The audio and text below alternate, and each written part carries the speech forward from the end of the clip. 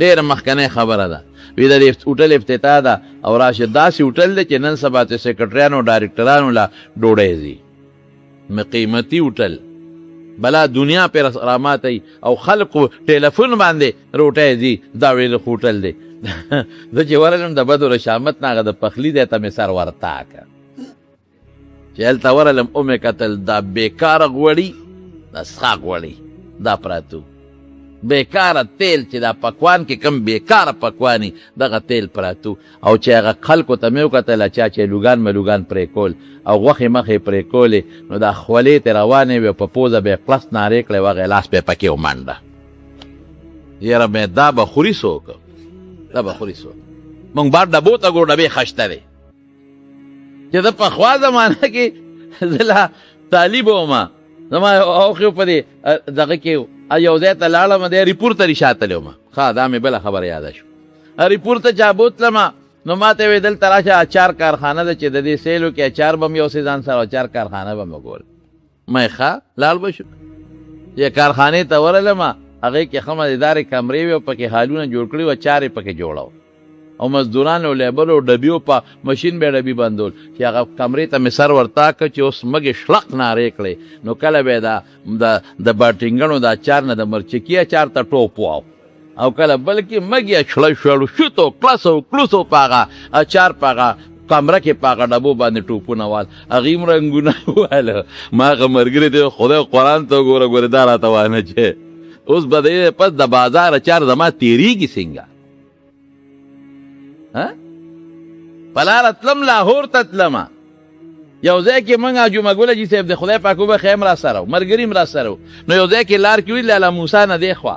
هلته م خوراک کو ملګرو یې دلته به یو ځای خپل پخلی به وکړو ځان سره هم سامان اخیستی و به یې خورو نو ښه مونځ هم کو داسې یو مخامخ فیکټري پې لیکلې وه زه ورغلم چې دا فیکټري وګورم چې دې کې څه دي چې ورغله کې مینچې جوړې دي د بازار کې ګوتو کې دا مینچې نه دا مینچې جوړې دي ماشاءالله ماشاءالله پنجابیان خواست هم د رنګ نه توري خواست هم خولې پې روانې وې نو په هغه وړو کې پخپو ګرځېدل ما یې دې نه پس د بازار مینچې به زه سوال نه پیدا کړي چې ویې خورم مینچې پخپو پکې ګرځې دا حل دی ښه شی ځان له دا پخپله دې نه خوري په بل یې خوري او تنور چې بیا پکې ګرمي وي او ماشاءالله ډوډۍ ظاهر کې خشته ډوډۍ ده کرپنده ده کرپ کرپ کوي نو پاک تنور والا ته مې چې لاس اینځه صفا پاک نه کمیس ایستی دی او بجلی نشته او د ترخونو نه پکې خولې را روانې په وړو کې روانې دي داسې به نه کوې بلکل به داسې نه کوې ګناه به نه کوې حرام به نه کوې ځان له کم شی خوښې هغه په بل وخوره کم بیکری والا دی او کم مټایونو والا دی او کم هوټل والا دی د خدای خاطر وکړه داسې خوراک پوخ که په دې مسلمان وخوره چې په خپلو بچو کم خورئ دا سوچ وکړه چې دا زما رونه دي په دوی خورم دا زما بچي دي په دوی خورم رزق کې دونه مه ګټه دونه مه ګټه باید لږه وګټه ښه شی وخوره مردارې او سپي مه خوره په خلکو باندې مردارې او سپي خلک په خلکو باندې خوري ګناه ده حرام دي ته په دې رزق ګټې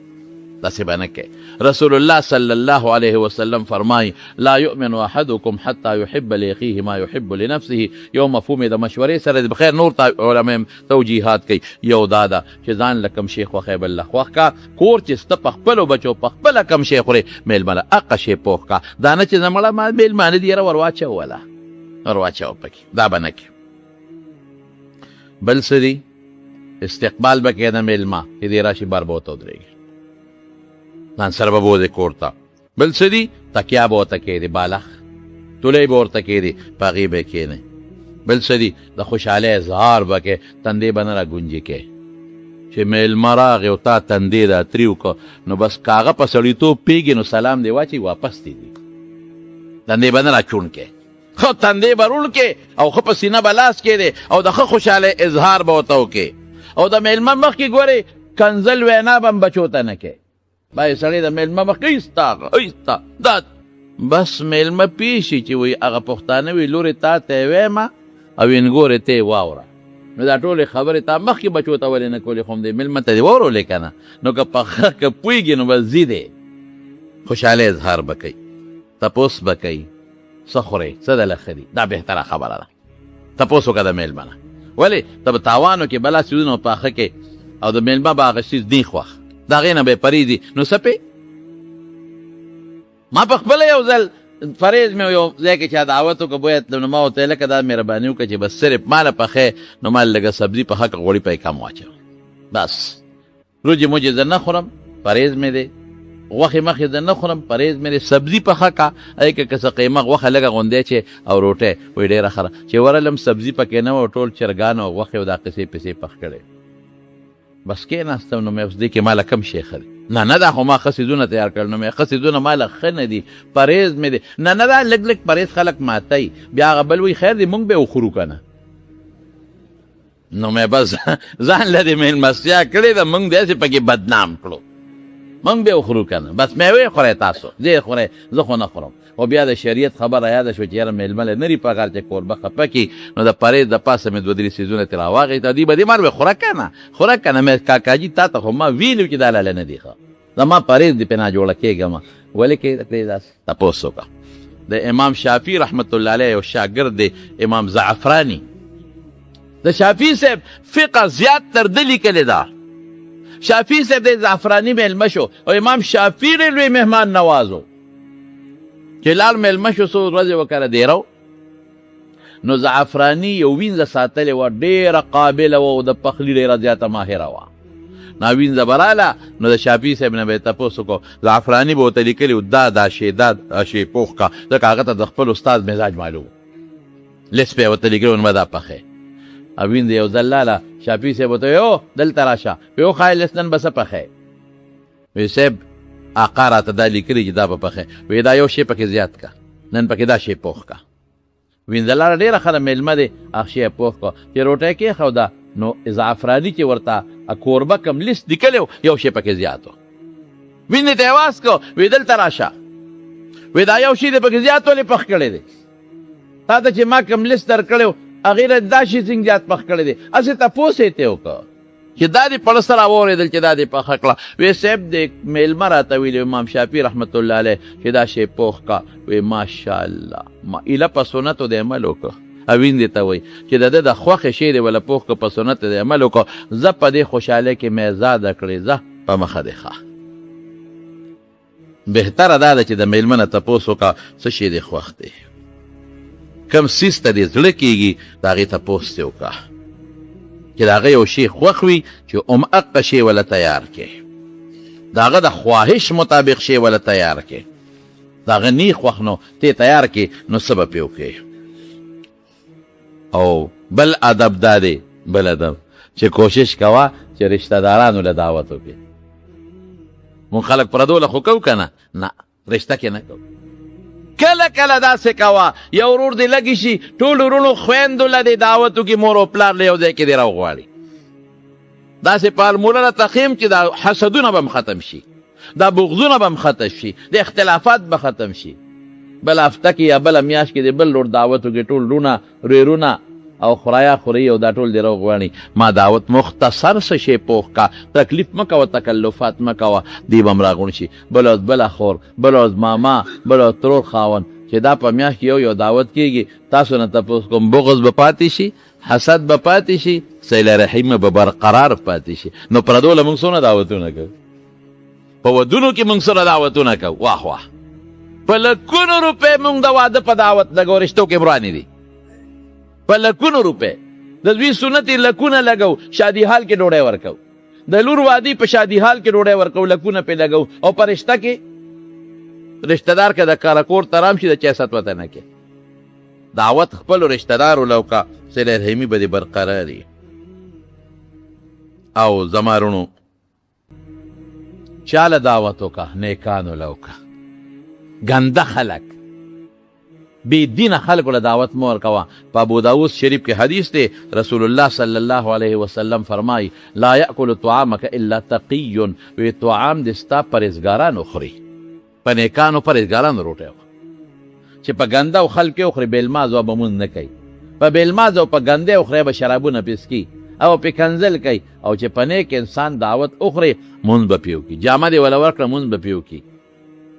ډوډۍ دې پې خوړه اب هغه وجود کې چې ذکر به پې وکړي منځونه به پې وکړي نو رسول الله مبارک فرمایي چې روټۍ خورئ او دعوت کې په نیکانو باندې وکړه او بل څه شی دی میلمه به رټې نه ګوري هسې نه چې روټۍ وخوري حضرت ابراهیم علیه السلام به بېل میلمه روټۍ نه خوړه یو ځل باروت یو بوډا 70 د او یو کال یو بوډا را روان دی تالی وی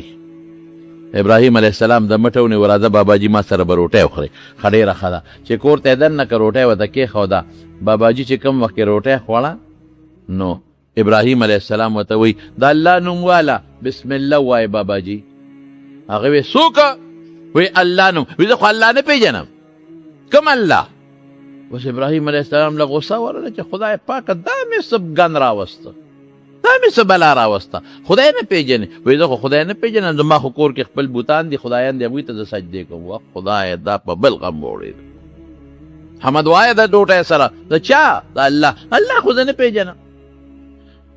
بس ابراهیم علیه السلام ډوډۍ ته کېنولی و چې خدای د دې مټې نیسم اوس یې پاسومه ورته یې ویې ګوره د خدای نوم خدای پیدا کړی خالق مالک رازق روزي خدای راکوي نه خدای نه پېژنم ما ته مسلې مه کوه ډوډۍ دې راوستم ما ته مسلې کې نه خدای نه پېژنم وایي ډوډۍ دې راته کېښوه تا را دننه کړم وایي ځه وځه په مخه او آینده دپاره به زما زه ستا مېلمستیا به زما دلته بندی په مخه دی ښه خو چې څنګه یې وویسته نو فورا جبریل علیه السلام الله راولېږه وایي هغه مېلمه دې ورټو دې شړه وایي ګوره د الله نوم یې نه هغه ما سره د خدای په نوم باس وکړو خدای نه پېژني بوتانو سجدې کوي رب العالمین وفرمل ای ابراهیمه دا دې چې څه وي زه ترې خبر یم دی چې کوم شرک کوي زه ترې خبر یم دی چې ما سره دشمني کوي زه ترې خبر یم دی زما نوم نه پېژني زه ترې خبر یم بیا مې ولا اویا کاله رده د خواهش مطابق ډوډۍ ورکړه 70 سال مې ورکړه یو ورځ د میلمه شنو دی رټه میلمه ولې رټې که کافر هم دی نه به رټې اکرام الضیف که مسلمان دی او که کافر دی رټې به نه ولې دې ورټه میلمه اوهو دا مې څو کړل په منډه ورپسې ابراهیم علیه السلام لاره کې را لاندې کو باباجي زه معافي غواړم راشه نه بچې نه پرېږدم دې چې ته راشه په زور یې راوسته باباجي کوم الله چې ته نه منې کوم الله سره چې ته شرک کې کوم الله چې ستا اړه کې نشته هغه الله زه ملامته کړم چې دی ما نه مني او یا کاله مې ډوډۍ ورکولې دی ورټه هغه الله ورته راولېږلم اله شابه ما سره به دا روټۍ پوره کې